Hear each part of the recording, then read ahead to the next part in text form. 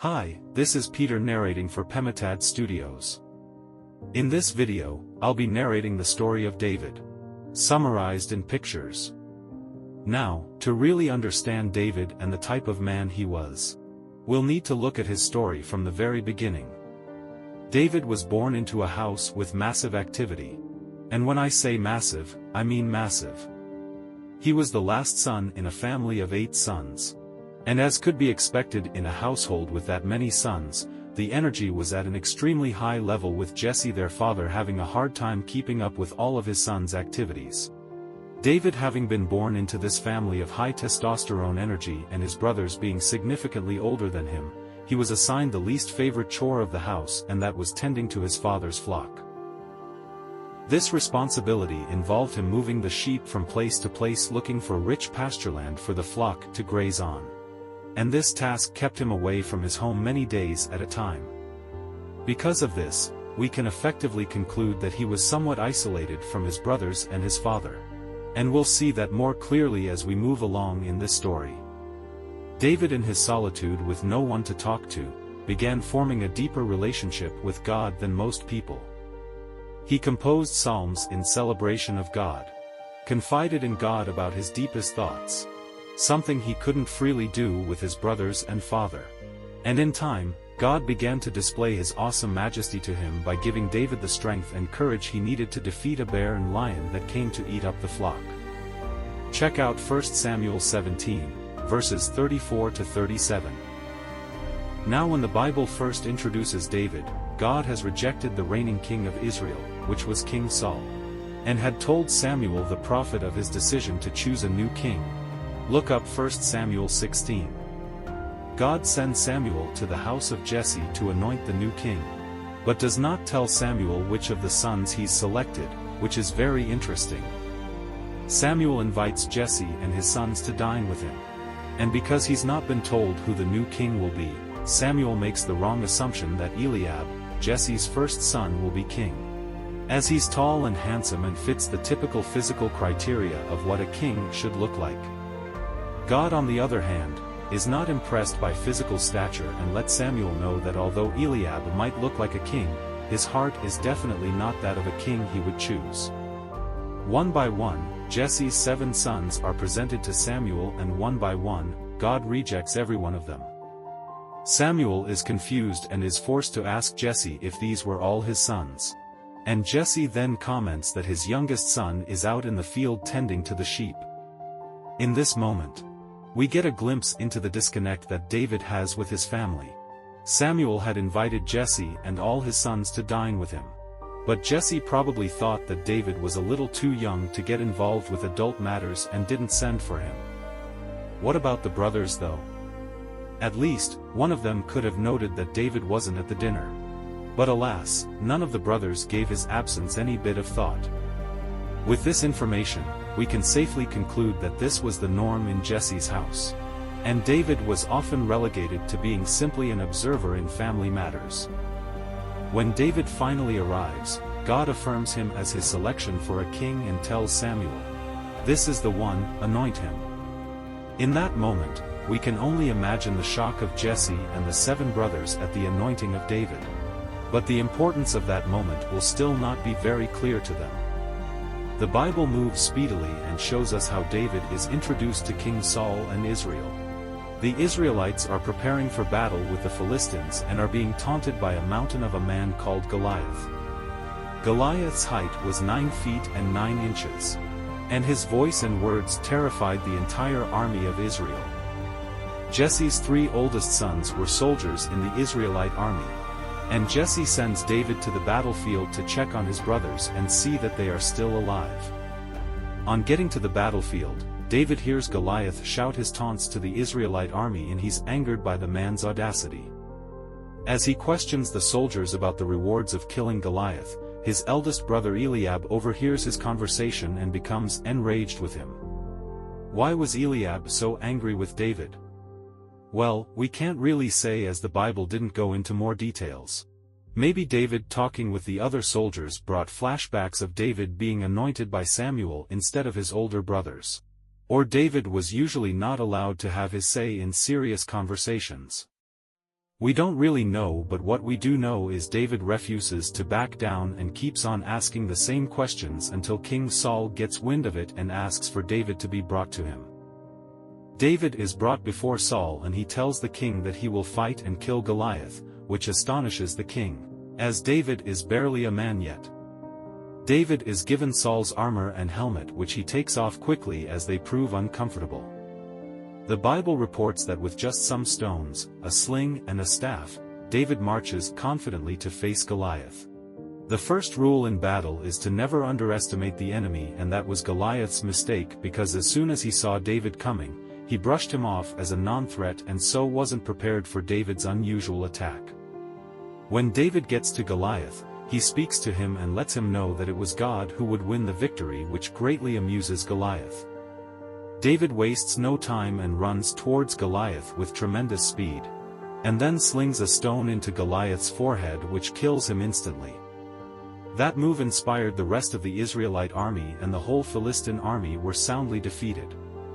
David's name became famous, and before long, he was being celebrated even more than King Saul, and that made the king suspicious of David, to the point of wanting to kill him. Now I'll pause here again and wonder, what was it about David that made older people weary of him and unable to connect? Was it his exceptional excellence, maturity and wisdom that came off as a threat to their superiority? We can only make wild guesses, but there was one person who connected and loved David, and that was Jonathan, Saul's son. And their friendship annoyed and displeased King Saul immensely. David continued serving King Saul as a commander in his army, and he was so successful in his battles, that his name was acclaimed all over Israel. That made King Saul extremely nervous, and he began plotting on how to get rid of David. David was also an accomplished musician and would play songs on the harp to drive away an evil spirit that was tormenting King Saul.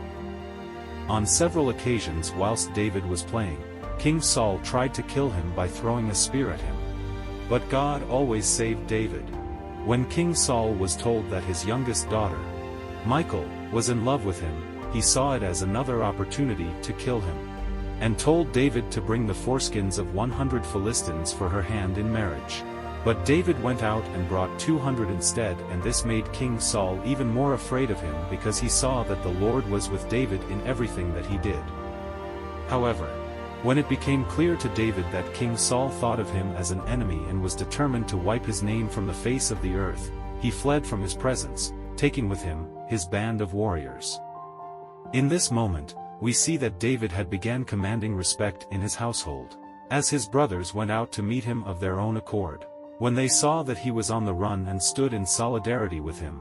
Look up 1 Samuel 21 verse 1. Even his father and mother followed him without hesitation when he had to relocate them in another territory so as to guarantee their safety.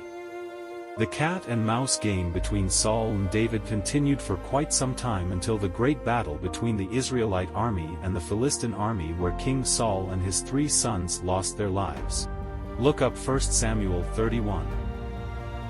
The deaths of King Saul and Jonathan signified the end of an era and the beginning of a new one in the tribe of Israel.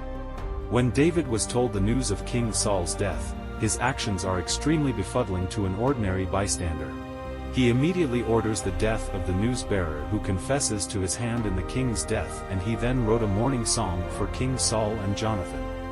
When God calls David a man after his own heart, this was what he meant by that. Look up 1 Samuel 13 verse 14. A man so sensitive in the spirit that he couldn't rejoice at the death of a man who had been so desperate to kill him, but rather mourned him as if he was a beloved family member. After the next rounds of death of Abner, Saul's army commander, and Ishbosheth, one of Saul's surviving sons, the entire Israel came together in agreement and made David the king. David's reign as king was marked with many changes and reforms. Firstly, the duties of the priests, musicians in the house of the Lord and other workers were firmly established as an important arm of David's government, and he personally assigned them their duties and responsibilities. Secondly, he never took a decision without seeking God's conclusion on the matter. If he had to go out in battle, he would always call for the prophets so that he could hear what God had to say, and he never regarded his might or capacity when venturing into war. Because of his unwavering love for God and strive for justice, David's rule was marked with victory on all sides, great esteem from his people and enemies alike, and wealth and majesty like never before seen in Israel. In fact, David took Israel from a medium-sized nation to a nation that sent shivers and fears into the spines of all their enemies that surrounded them. Peace and prosperity was the order of the day in the land. Until one day, a very significant action taken by David changed the course of his rule and his household forever.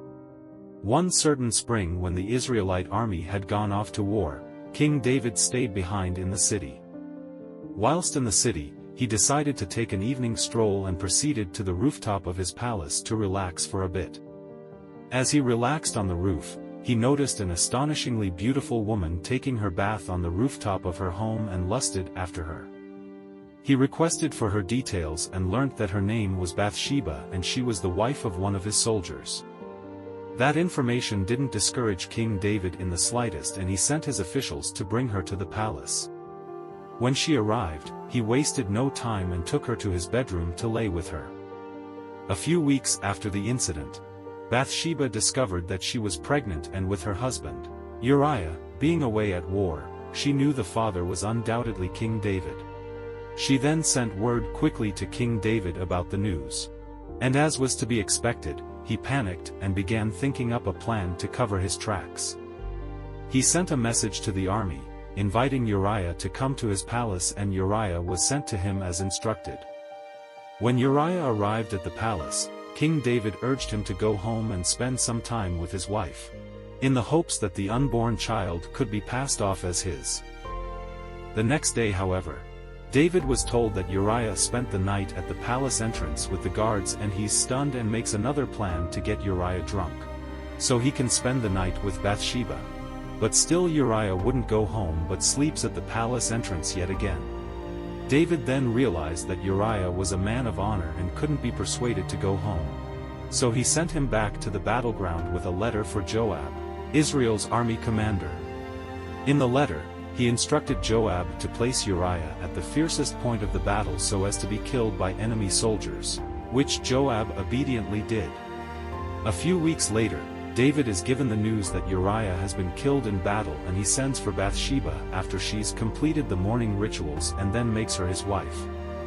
David's actions greatly displeases the Lord, and he sends Nathan the prophet to deliver a message to King David.